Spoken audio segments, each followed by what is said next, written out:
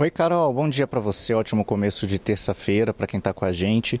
A reunião da CPMI do INSS estava convocada para as 4 da tarde, começou quase no horário, um pouquinho depois disso, 4h30 da tarde, para ouvir dois depoimentos, duas pessoas seriam ouvidas nessa segunda-feira. O Carlos Roberto Ferreira Lopes, que é o presidente da CONAFER, né, a Confederação Nacional dos Agricultores Familiares e Empreendedores Familiares Rurais, e o outro depoimento previsto era do empresário Fernando dos Santos Andrade Cavalcante, que era sócio, já foi sócio do advogado Nelson Williams Rodrigues, que por sua vez é apontado como um associado do Careca do INSS. Então havia a previsão desses dois depoimentos. A sessão foi bastante longa, como você disse, durou pelo menos 9 horas, e ao longo do depoimento do presidente da CONAFER, Carlos Roberto Ferreira Lopes, vários parlamentares começaram a se incomodar com as respostas que ele passou a dar, e o deputado Marcelo Van Hatten, do PL, foi um dos primeiros a pedir ao presidente da CPMI, o senador Carlos Viana, que decretasse a prisão dele, que desse voz de prisão ao depoente por estar mentindo no depoimento. E aí, uma série de outros parlamentares começaram a pedir o mesmo. Pelo menos 5 parlamentares reforçaram um pedido, apontaram incongruências no depoimento. E então, o senador Carlos Viana assim o fez. Disse que entendia também que Carlos Roberto Ferreira Lopes não estava respondendo às perguntas dos senadores, e o acusou de falso testemunho e decretou a voz de prisão. Esse foi o encerramento dessa sessão longa, né, tensa, demorada, e o senador Carlos Viana, então, pediu que a Polícia Legislativa detivesse o depoente, e saíram todos do plenário, encerrando então a sessão. Isso já passava de 1h30 da manhã desta terça-feira. Essa foi a segunda vez que a CPMI do INSS decretou voz de prisão durante um depoimento.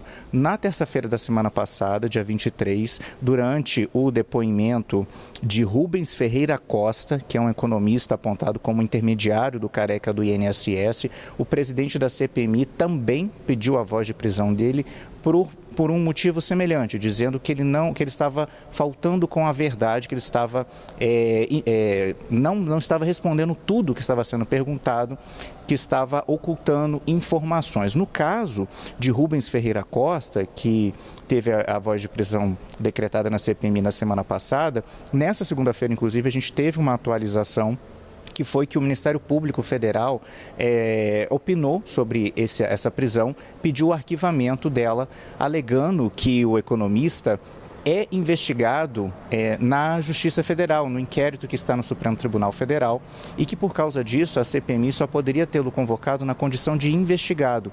Ele compareceu à CPMI na condição de testemunha. Por isso o Ministério Público pede o arquivamento dessa prisão decretada pelo colegiado do Congresso. Nesse caso, o senador Carlos Viana, que é o presidente da CPMI, se pronunciou criticando a opinião do Ministério Público Federal, dizendo que a investigação que o Congresso toca é uma investigação independente, paralela, e que por isso não poderia ser usada para justificar o pedido de cancelamento, de anulação dessa prisão, e ele espera que o Supremo Tribunal Federal mantenha a prisão no caso do Rubens Ferreira Costa, que foi preso na semana passada.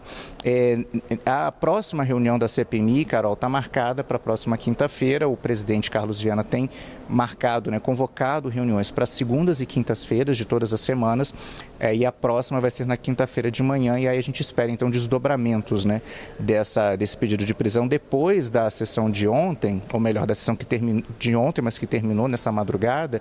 O presidente Carlos Viana foi perguntado se essa seria uma prática, se os pedidos de prisão durante os depoimentos se tornariam corriqueiros na CPMI. Aí ele disse que, no caso das pessoas convocadas que não colaborarem, que a CPMI não iria se furtar de usar esse poder de polícia que detém, mas lembrou que muitas outras pessoas estiveram no colegiado, prestaram depoimentos, e os senadores e deputados consideraram que eles contribuíram para os trabalhos, e neste caso não houve a voz de prisão. Carol.